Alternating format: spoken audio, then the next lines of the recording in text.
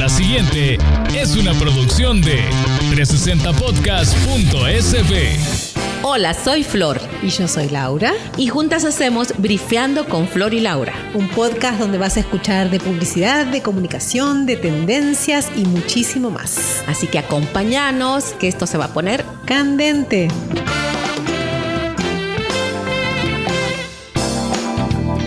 Les damos la bienvenida a este nuevo episodio de Brifeando con Flor y Laura, que llega a su tercera temporada. Como siempre, aquí hablamos de mercadeo, publicidad, palabras, de creatividad y de todo lo que está relacionado con el marketing, la publicidad, la creatividad y la redacción creativa. Hoy tenemos un episodio súper chivo, así que quédense con nosotras y recuerden escribirnos a las redes de 360 Podcast o a las mías, Florcy Power. Bueno, yo voy a comenzar. Hoy vamos a hablar un poquito, pero antes de contar de qué vamos a hablar, voy a contar una historia. Yo, como buena planner que soy, disfruto muchísimo de dos características que tengo como en mi personalidad. Una es la curiosidad y la otra es la observación. Entonces, hace unos cuantos años ya, quizás unos 6 años, 5 o 6 años, con una de mis sobrinas, mi única sobrina mujer, Martina, fuimos de viaje juntas a Nueva York. Íbamos caminando y de repente empecé a observar la cantidad de lugares que no existían en El Salvador, ni en Argentina según mi conocimiento, ni en América Latina que yo hubiera visto, lugares destinados específicamente a productos y servicios para mascotas. Por ejemplo, restaurantes gourmet para mascotas, guarderías para mascotas, boutiques para mascotas, muebles para mascotas. Claro, ahora viéndolo 5 o 6 años más adelante, en realidad aquí en El Salvador ya existen algunos lugares que son tiendas especializadas con servicios y productos especializados, donde hay guarderías, donde hay peluquerías, donde hay boutiques o accesorios. Pero en ese momento presté atención y dije como, hey, ¿qué está pasando en el mundo, en este mercado, para que, más allá de que es un mercado gigante, haya tantos productos especializados? La siguiente observación fue ir a un parque y ver que había un corralito gigante dentro del parque que solo era para uso de perros. O sea, era un área, así como hay área de niños y hay área de deportes y hay área de gente tirada al sol haciendo picnic, había un área definitivamente destinada solo a perros, ¿verdad? Y conectando un poquito una cosa con otra, me encontré con esta amiga que vive allá y que tenía su perrita, una Boston Terrier divina, a la que trataba literalmente como a su hijo, ¿verdad? Entonces, conectando todos esos puntos en este proceso de observación y como de curiosear acerca de los comportamientos de las personas, que tanto tiene que ver con el planning y con la etnografía, llegué a la conclusión de que definitivamente lo que estaba cambiando era el comportamiento de los seres humanos respecto de sus mascotas, donde esta tendencia a quizás personificarlos cada vez más, darle estas características de personas y tratarlos como tal, hacía que quisiéramos atenderlos y mimarlos y satisfacer sus necesidades con la misma riqueza de productos, servicios y gustos que hacemos los humanos, ¿verdad? Todo esto es para contar qué pasa con las tendencias, porque hoy vamos a hablar de tendencias de consumo y cómo tienen tanto que ver con la forma en la que elegimos lo que elegimos cuando elegimos satisfacer las necesidades, que siempre son las mismas, ¿no? Y fíjate que voy a hacer una acotación a tu historia, porque tú dijiste que te llamó mucho la atención como este tema de satisfacer las necesidades de las mascotas como que si fueran humanos, digamos. Pero yo más bien creo que es satisfacer una necesidad más profunda de los humanos. Definitivamente. De como este sentimiento de amor, digamos. O sea, hemos visto en los últimos años que muchos jóvenes, y yo no estoy criticando esto, me parece muy bien que tomen estas decisiones, han decidido no tener hijos o no tener pareja, lo cual me parece bien, cada quien es libre de tomar sus decisiones. Entonces, pero sí, creo que en el fondo siempre tenemos esa necesidad de dar amor. Entonces, ese amor se vuelca a las mascotas y entonces queremos que sean parte 100% de nuestra vida. Y siento que ahí es donde nace esta necesidad, quizás, de esta conexión. Sí, esta conducta, porque al final es eso, es como nosotras que hace tiempo que venimos jugando con esto de las tendencias y cómo las tendencias marcan el rumbo de por dónde va el hacer y el gustar y el no gustar de las personas.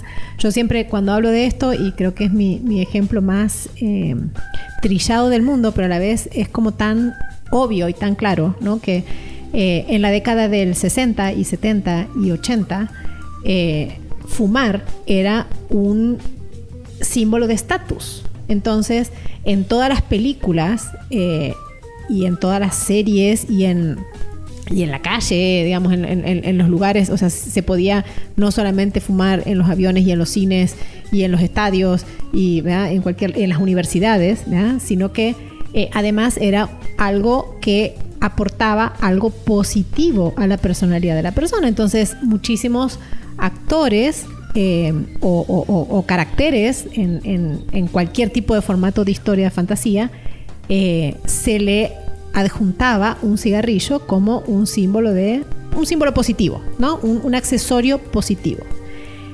Por el contrario, con el cambio de hábitos y el cambio de valores y sentires respecto del tabaco, ¿no? O sea, cambio de conducta social respecto del tabaco, hoy en día quienes usan los cigarros como accesorios son los chicos malos, los chicos o las chicas malas, ¿no? Está asociado como con el mundo clandestino o el mundo de la mafia, el mundo del narcotráfico, el mundo, ¿verdad? Como el mundo de la noche, el mundo con cierto oscurantismo o como con el lado malo de la humanidad, ¿verdad? Entonces, algo tan simple como un cambio de percepción hace que el mismo objeto pase de ser súper bueno y súper preciado a ser horrible, ¿no? O sea, como un símbolo de lo que está mal. Antes andabas con el cigarro bajo cabal en los cines, en los restaurantes, en el aeropuerto, en la universidad. Yo tuve un profesor en la UCA que fumaba dando clases. Sí, yo fumaba.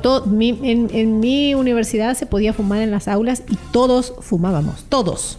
En pleno invierno, con aulas cerradas, y eran aquellas masones, y uno lo piensa ahora y dice, ¿cómo era posible? Y bueno, pues sí, era posible porque dentro de los valores de ese momento no era castigado ni era negativo. Era estatus, como vos decís. Exacto. Ahora te escondes para fumar, ¿o no? Exacto.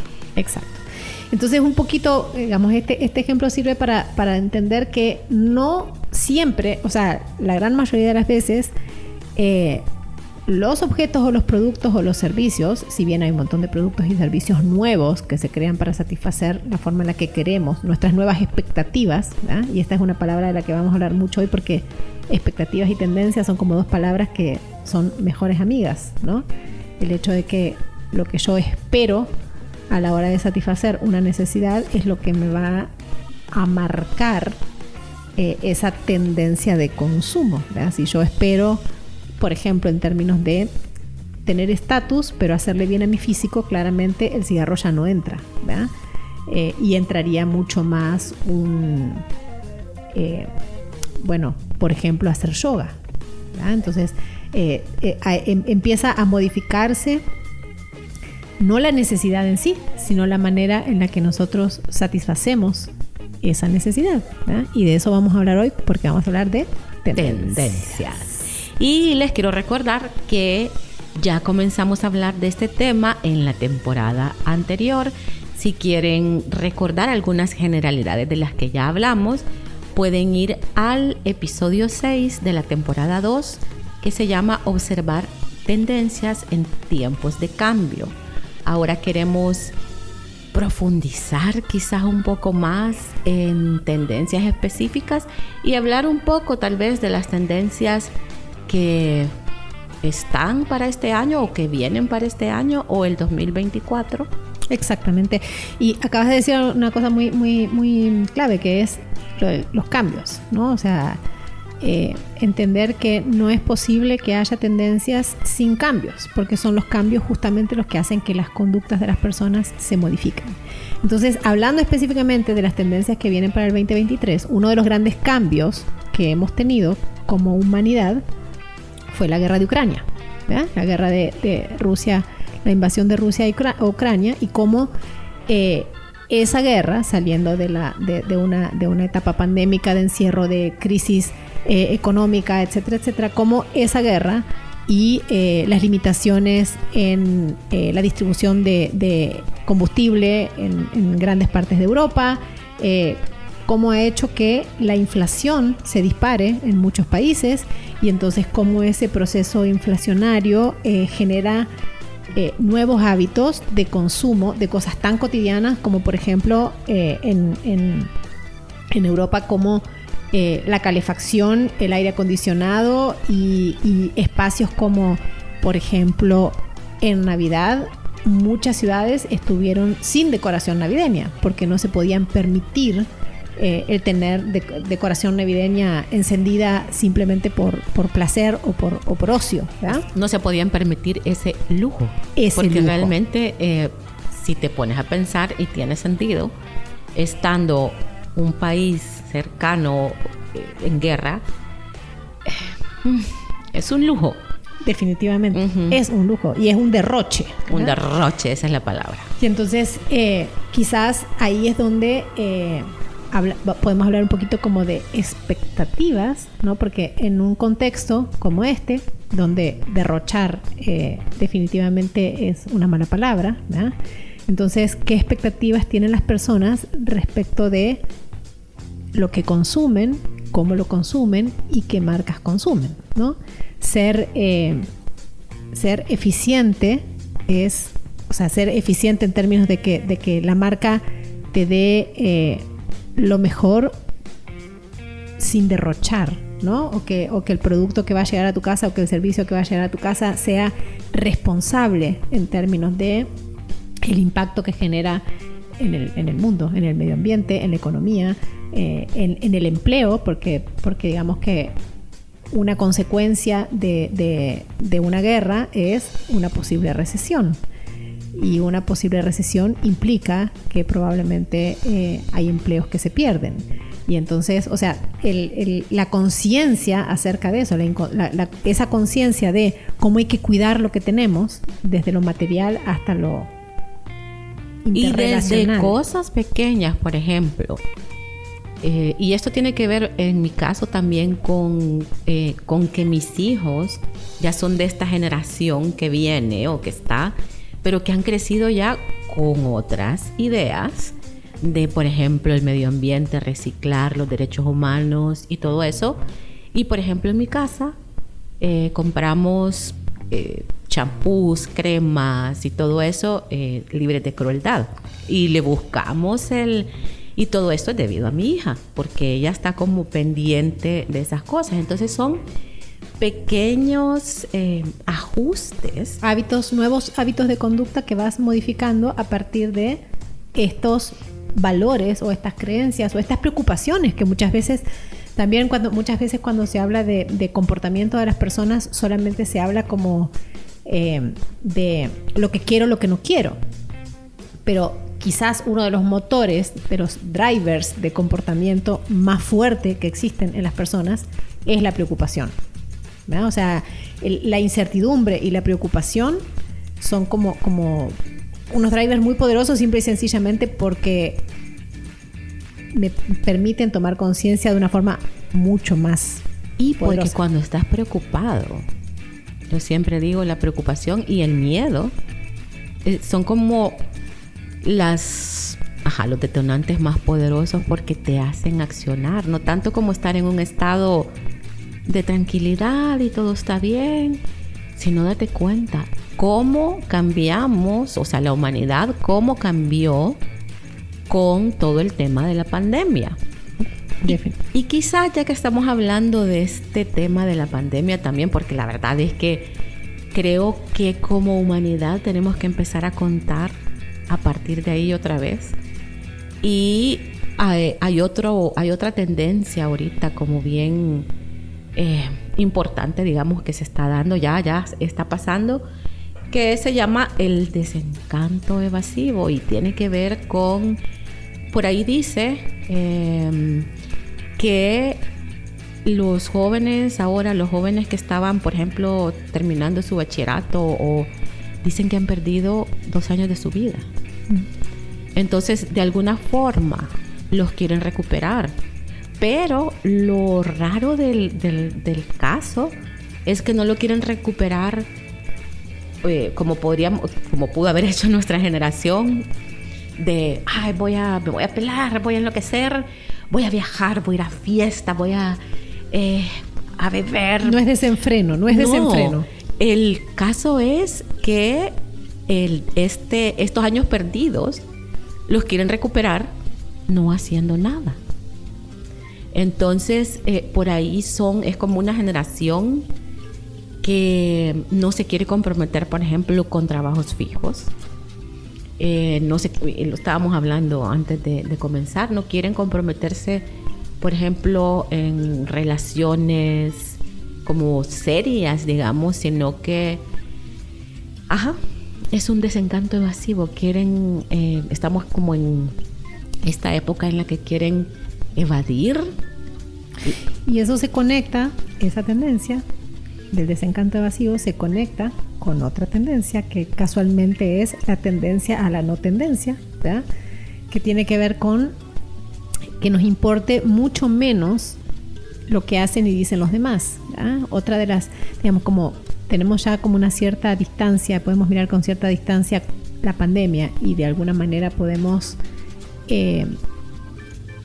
empezar a creer que el virus, o sea, si bien llegó y se va a quedar y probablemente, pero ya sabemos cómo vivir con él, ¿verdad? Pero sin embargo hay aprendizajes que quedaron muy, muy fuertes, marcados en cada quien, ¿verdad? Entonces, el construir una vida como la hiperpersonalización, ¿no? O sea, como construir una vida a la medida de cada quien, ¿verdad? De lo que yo necesito, de lo que yo quiero, el tipo de trabajo que yo quiero, el tipo de relación que yo quiero, el tipo de productos o servicios a la medida de lo que yo creo, ¿verdad? O sea, ese tipo como de la expectativa a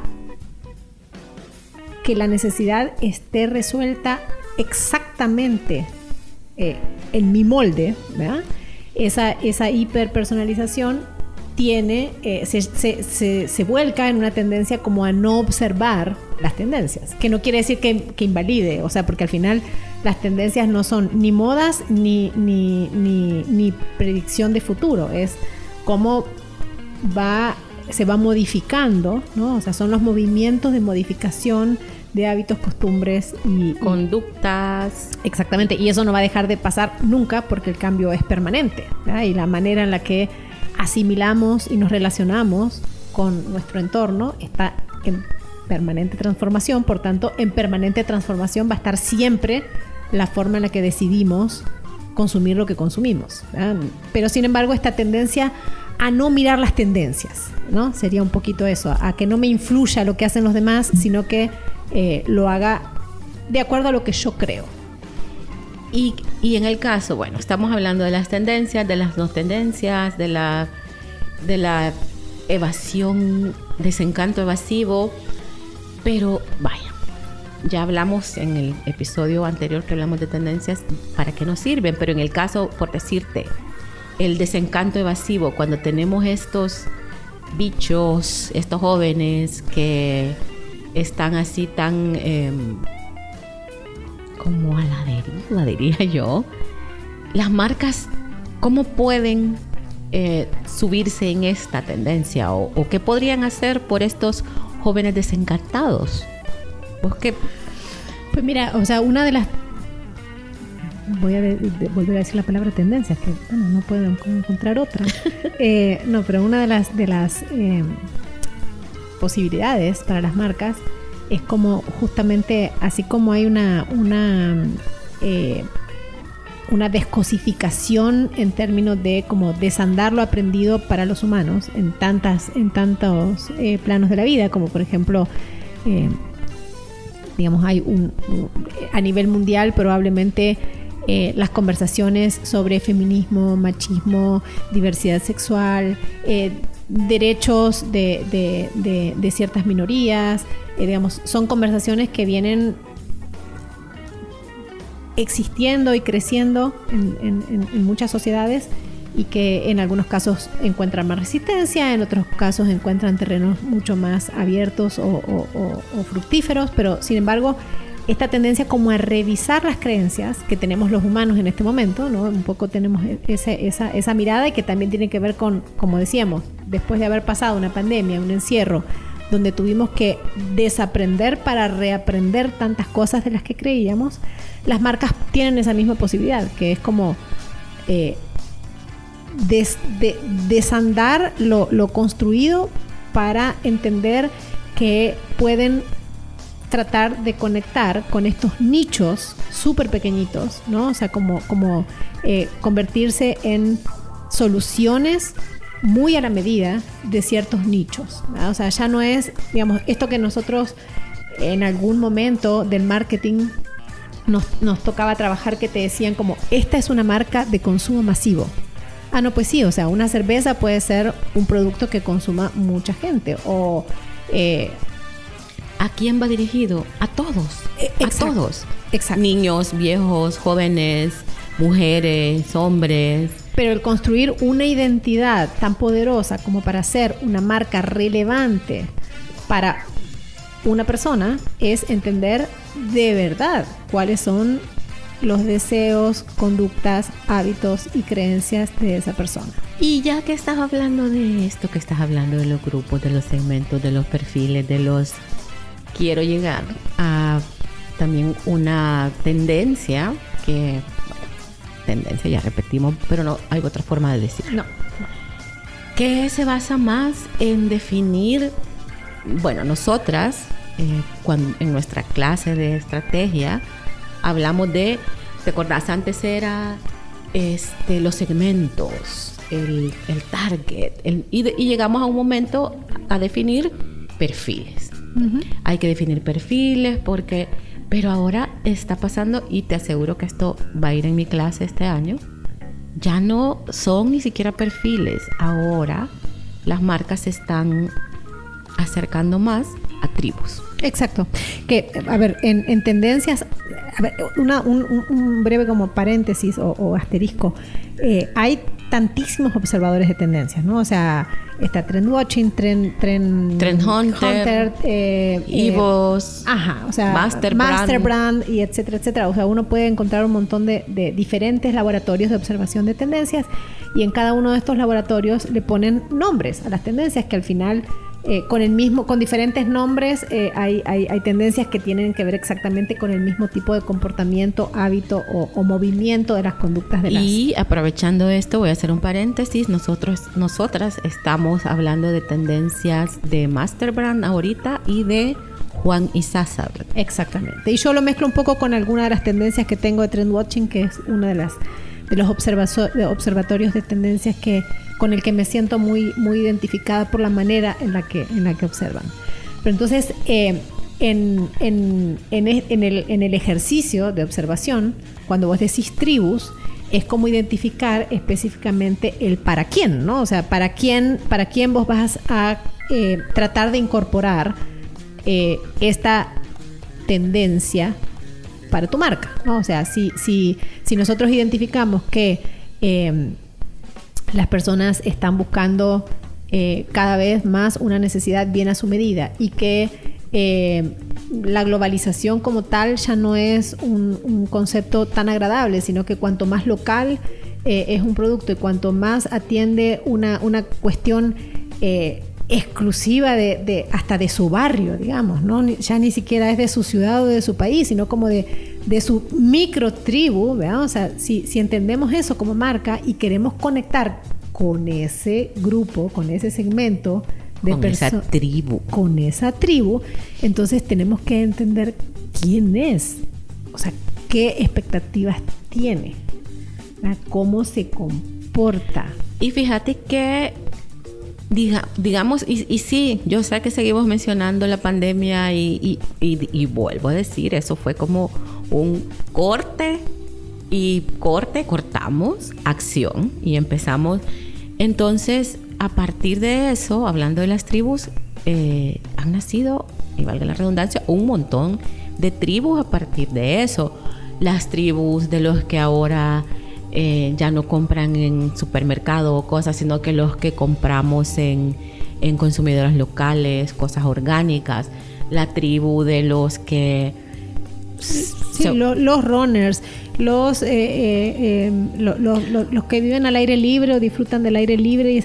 Pero lo que es interesante de esto es, digamos, si nosotros hablamos de microtribu y de repente podemos tomar un barrio como una tribu con la cual se pueden sentir identificados, no sé, porque cantan los pericos a las 6 de la mañana y a las 6 de la tarde, y entonces eso forma parte de la identidad del barrio, y conectar con ese sentimiento de buenos días con los pericos tiene que ver. En esa tribu puede haber una señora de 80 años, un niñito que va al kinder, una mamá que acaba de tener hijos, un profesional que no quiere tener ni hijos y va en bicicleta porque no quiere causar un impacto negativo en el medio ambiente. Dentro de estas tribus se entrelazan unas tribus con otras. Exacto. Me estaba riendo porque pensé en mi barrio, por ejemplo. Como ya he dicho un montón de veces, yo vivo en Lourdes. Somos una tribu con las ambulancias que se oyen, que está pasando, los pajaritos, como vos decís, el calor. Pero creo que una de las cosas que más nos une como tribu en Lourdes, es el tráfico de los chorros. Exacto. Esa tribu, nadie más puede entender eso. Esas trabazones de que si un gato se atravesó, se detuvo todo el tráfico. Y bueno, en diciembre hubo un día que creo que hubo un accidente y la gente estuvo ahí hasta las 12 de la noche. Entonces es bien interesante eso, como vos decís, la tribu de Lourdes. Y niños, profesores, enfermeras, ingenieros, estudiantes. Y si prestas atención, digamos, o sea, hay respecto de las vivencias, hay una microtribu que tiene que ver con esa experiencia cotidiana del moverse. Sin embargo, si lo quisieras extrapolar a ver cómo hay una tribu más grande, ¿no?, con la que vos pudieras conectar desde esa necesidad, porque además, para todos aquellos que no hayan visto todavía la serie Playlist, que es la historia de Spotify, véanla, porque es una serie muy buena, pero además hay un perfecto ejemplo de cómo en la necesidad está la oportunidad. Como cuando yo en mi vida cotidiana, cuando uno está, no sé, muchos de nuestros alumnos, por ejemplo, que están en un proceso de emprender y que dicen como, yo quiero emprender pero todavía no sé en qué. Y yo siempre les digo, presten atención a aquellas cosas de la vida cotidiana que no están resueltas. Donde hay una necesidad en tu vida cotidiana, hay una oportunidad de una solución que no existe, ¿verdad? Entonces, por ejemplo, en términos de tráfico, si alguien llegara a inventar la manera de volver a la vida presencial sin manejar, ¿verdad?, sin pasar por trabazones, o sea, yo creo que se hace millonario en segundos, desde la teletransportación hasta los autos voladores, lo que sea. Pero en realidad identificar que estas microtribus están conectadas a partir de necesidades, ¿ya?, vivencias. O sea, en el caso de toda tu microtribu, lo que necesitaría es que ampliaran los chorros, por ejemplo.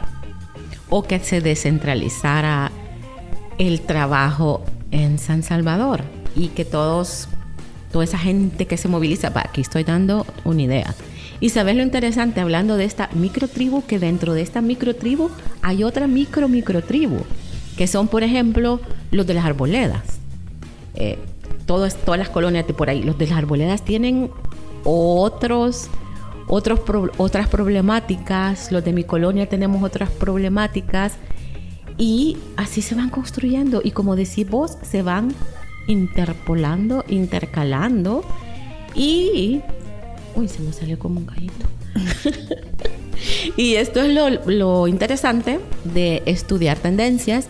Y esto es lo interesante de estas tendencias que, bueno, ya ahorita ya está sucediendo, pero como aquí llegan siempre como un poquito más tardecito, como todo, ¿verdad? Podemos nosotros, los marqueteros salvadoreños, comenzar a ponerle ojo a esto y comenzar a buscar soluciones o maneras de cómo podemos comunicarnos con no solo estas tribus, sino que estos jóvenes evasores, sino que todos estos movimientos que se están dando, estas tendencias. Hay otra que se conecta mucho con lo que vos estás diciendo, que es la de corazón abierto, ¿verdad? Que habla un poco de entender que también es una consecuencia de la pandemia, entender que todo lo que tiene que ver con las valoraciones racionales a la hora de reclutar talentos, ¿no? Para cualquier tipo de industria, ha perdido un poco de fuerza y el capital emocional, ¿no? O sea, desde la riqueza emocional hasta la regulación emocional o lo que tiene que ver con la inteligencia emocional en una persona, comienzan a ser competencias sumamente valiosas, porque en momentos de crisis o en momentos de tiempos digamos inesperados, ¿no? Donde cambia mucho la expectativa, pero también sube mucho la incertidumbre, aquellas personas que logran tener un equilibrio emocional son factores claves para poder sobrellevar esas tormentas, ¿no? Entonces, también la forma en la que no solamente está, por un lado, el tipo de deseos profesionales o de empleo que puede llegar a tener toda una generación que salió de la pandemia en un momento bien de formación de carácter, digamos, y de formación profesional, de desarrollo profesional, sino también por el lado de las marcas, cómo esta experiencia colectiva nos ayuda a entender que además de ser muy bueno en una disciplina técnica o en un área de conocimiento, hay todo un desarrollo en las personas, ¿no? Que es esto de el lado del corazón de las personas, que empieza a ser un valor sumamente observado y preciado, cuando antes en realidad no estaba dentro probablemente del checklist. Y por eso, hoy más que nunca, nosotras ya lo venimos diciendo también desde hace algunos años con nuestros alumnos, las marcas tienen que volverse o apelar más a las emociones y compartir emociones con sus consumidores, sus audiencias, sus compradores, pero hoy más que nunca, precisamente porque digamos que después de la pandemia quedamos así con el corazoncito como bien tierno, como más receptivo, como más... Entonces queremos que todo sea más cercano, más algo que podamos sentir, como que vamos a amar más aquellas marcas que podamos abrazar, o sea, no abrazar literalmente, ¿verdad? Pero esas marcas más cercanas, las que nos resuelvan problemas, las que nos resuelvan necesidades, pero que tengan que ver, sí, con resolver un problema físico y así, ¿verdad? Pero también que nos resuelva algo emocional, como yo siempre les pongo el ejemplo, por ejemplo, el champú. El champú tiene una función, lavarnos el pelo. Pero hay de champús a champús y de conexiones que uno hace con las marcas, porque creo que ya lo he hablado antes, porque me gusta ponerlo de ejemplo. Soy colocha, necesito un champú que me resuelva mi pelo colocho. Que lo entienda. Que lo bien trate, que lo nutra, que haga que los colochos se vean divinos y armados, sí. Que disminuya el frizz. Sí. Que no me vea mechuda, que mis colochos sean lindos, que me sienta, que los abrace. Y hay marcas que resuelven eso. No voy a mencionar aquí ahorita, pero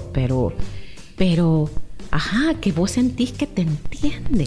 Y que se comprometen con hacerte un poquito más feliz el día a día. Que al final ese es el propósito de marca del que también hemos hablado profundamente en alguno de nuestros episodios de la primera temporada, y que si bien es un elemento mercadológico que se incorporó hace mucho tiempo, ya a esta altura podríamos decir que, no sé, probablemente hace unos 8, 9, 10 años que venimos hablando de marcas con propósito humano, pero que cada vez va tomando una forma más específica, que en este caso tiene que ver con el corazón abierto y la conexión emocional enfocada en hacerle el día a día un poquito más feliz a las personas, ¿ya? O sea, y eso va a permitir, si vos sabés que usando ese shampoo no solamente tus colochos quedan, tu cabeza está limpia, tus colochos están divinos, pero además estás cuidando el medio ambiente, por ejemplo, porque la forma de producción que tiene es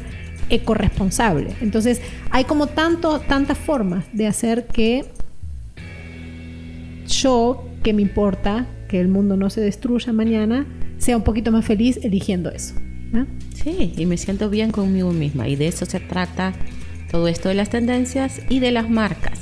Como siempre, podríamos seguir hablando horas y horas de este tema. Probablemente tengamos una tercera parte, pero por hoy nos vamos a quedar por aquí. Les recuerdo que, gracias Juan y Sasa, gracias Masterbrand por muchas de las tendencias que hoy estuvimos aquí conversando. Gracias Trendwatching también por sus modelos y su forma de observar, que nos ha enseñado tanto a lo largo de estos años, y es infinito. Y les repito que si quieren escuchar como la primera vez o el primer tema que tocamos de tendencias, pueden ir al episodio 6 de la segunda temporada, que se llama Observar tendencias en tiempos de cambio. Esténse pendientes porque vamos a seguir hablando de esto, y sigan mandándonos recomendaciones de temas, escríbanos, y nos escuchamos en el próximo episodio. Escríbanos a @360 podcast o a mis redes @FlorsYPower. Nos escuchamos en el próximo episodio. Adiós.